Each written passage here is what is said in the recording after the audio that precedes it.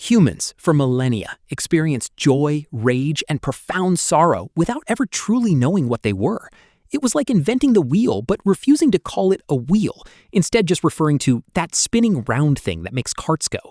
Imagine the sheer administrative nightmare.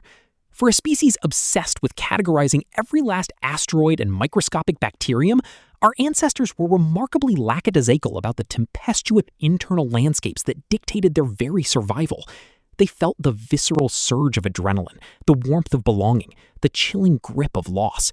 Yet for an astonishing span of human existence, these monumental internal events remained nameless, amorphous forces. This isn't just an intellectual curiosity, it's a fundamental paradox. How did an animal capable of conceptualizing complex tools, planning elaborate hunts, and crafting intricate mythologies fail to articulate the very drivers of those actions? The question isn't merely when we started naming feelings, but why we bothered at all, and what catastrophic inefficiency or profound evolutionary necessity drove this peculiar linguistic innovation. Without a word for anger, how did one effectively communicate a boundary violation beyond a guttural roar and a swing of a club? Without grief, how did a community collectively process the irreplaceable loss of a valuable member beyond the shared silence and the digging of a grave? The sheer friction inherent in such an emotionally mute existence must have been debilitating, a constant, low-frequency hum of misunderstanding that permeated every tribal interaction. This absence wasn't merely a gap in vocabulary. It represented a fundamental limitation in self-governance and social cohesion, a silent tyranny of unarticulated experience that persisted for hundreds of thousands of years, the consequences of which were far more devastating than a mere linguistic oversight. The stakes were nothing less than the very fabric of developing human society, hanging precariously on the inability to articulate an internal tremor. We are only now beginning to grasp the full, bizarre history of why we finally gave these phantom sensations a label. Before language assigned neat labels, emotions were a raw, unfiltered sensory input, a pure neurochemical cascade driving immediate, often involuntary responses. A predator's shadow triggered an autonomic fear response, heart rate accelerated, muscles tensed, pupils dilated, a primal freeze-fight-flight mechanism that required no conscious interpretation or linguistic tag. The sensation was the response. There was no feeling fear, merely fleeing. Similarly, the satisfying warmth of a successful hunt or the security of a communal fire wasn't joy. It was the immediate, unexamined state of contentment that facilitated bonding and resource sharing. This pre-verbal emotional state, while seemingly limited, was acutely efficient for survival in a harsh, unforgiving world. Emotional communication relied almost entirely on paralinguistics, guttural vocalizations, elaborate body language, and universally recognizable facial contortions. An aggressive snarl conveyed intent without requiring a discourse on anger. A shared wail signaled collective distress, forging empathy through shared visceral experience rather than shared terminology. Yet this system possessed profound limitations that began to impede complex social evolution. Distinguishing nuanced internal states became a critical bottleneck. Was a grimace indicative of pain or merely intense concentration? Did a mournful cry signify true grief, or simply a temporary self-serving plea for attention? The ambiguity was not just inconvenient, it could be lethal. Misinterpreting a tribal elder's sadness as disinterest could lead to social alienation, disrupting the delicate hierarchy essential for group cohesion. The lack of shared nomenclature for internal states severely hampered the development of sophisticated social contracts, the articulation of empathy beyond immediate mirroring, and any form of advanced psychological manipulation or instruction.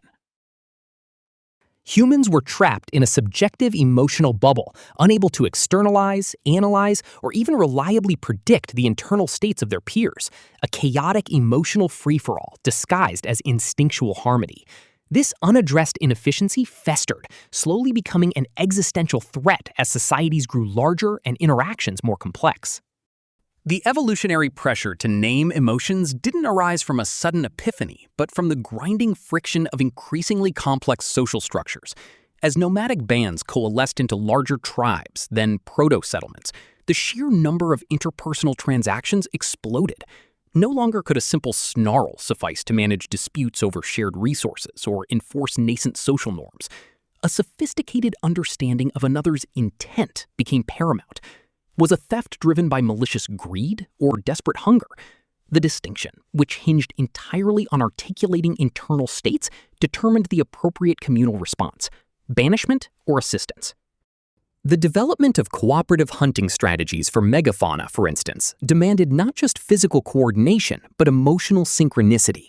A hunter's fear had to be articulated and acknowledged, not just expressed through trembling, to prevent a disastrous stampede.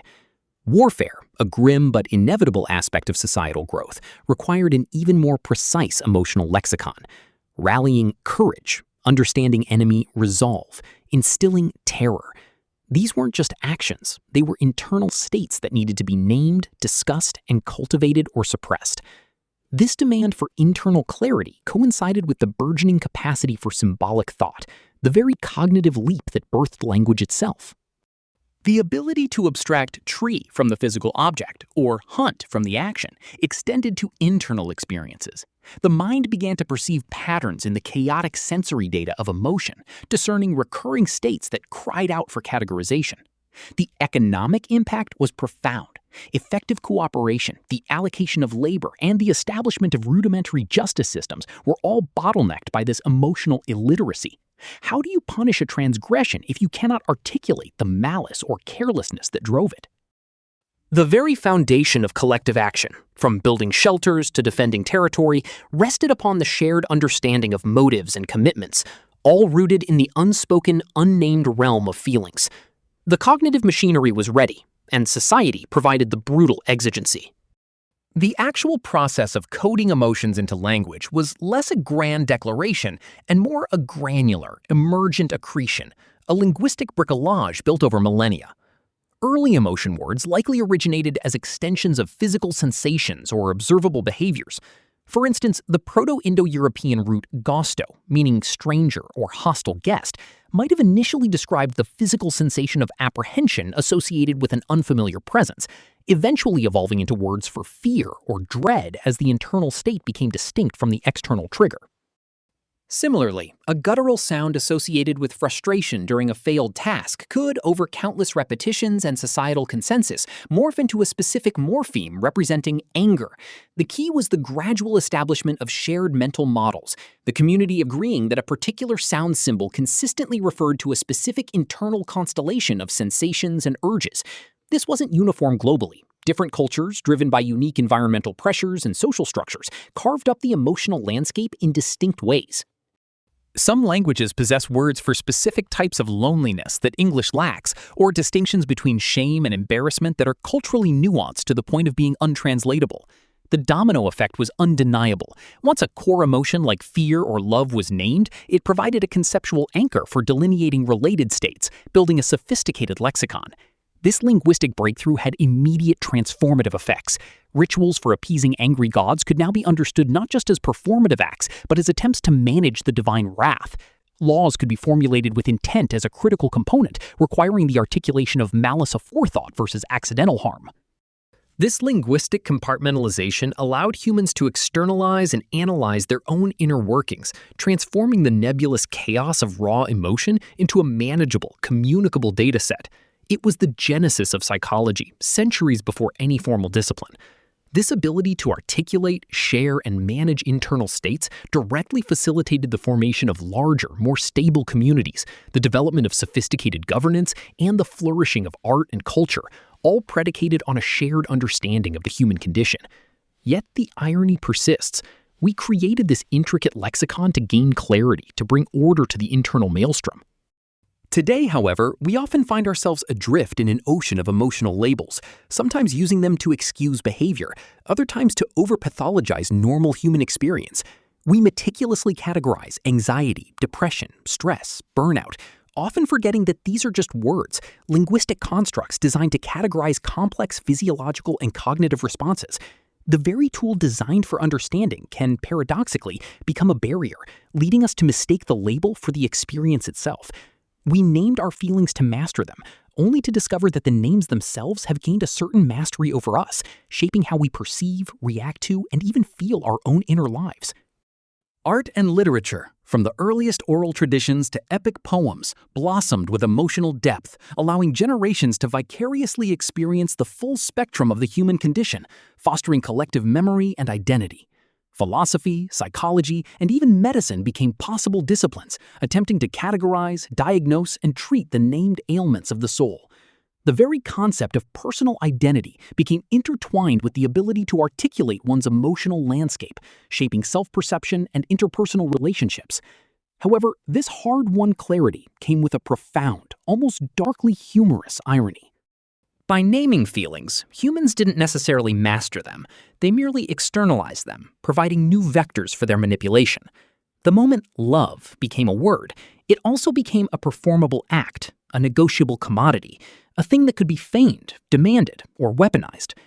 Anger could be rationalized, escalated, or suppressed, often to detrimental effect, rather than simply discharging as primal rage. The ability to articulate emotion also opened the door to misunderstanding, as the word for an emotion could be shared, but the subjective experience often remained fiercely individual, leading to endless semantic debates and relational friction. We sought to conquer the chaos of the internal world by drawing lines on its map, only to discover that those lines merely defined new territories for conflict. The original necessity, driven by the need for cooperative survival, ultimately birthed a sophisticated psychological theater where the players are constantly trying to decipher, express, and often deliberately misrepresent the very feelings they so painstakingly named. In our quest for emotional literacy, we inadvertently codified the very mechanisms for our deepest psychological anxieties and interpersonal estrangement. A neat trick, if you can call it that, for a species that just wanted to stop grunting at each other.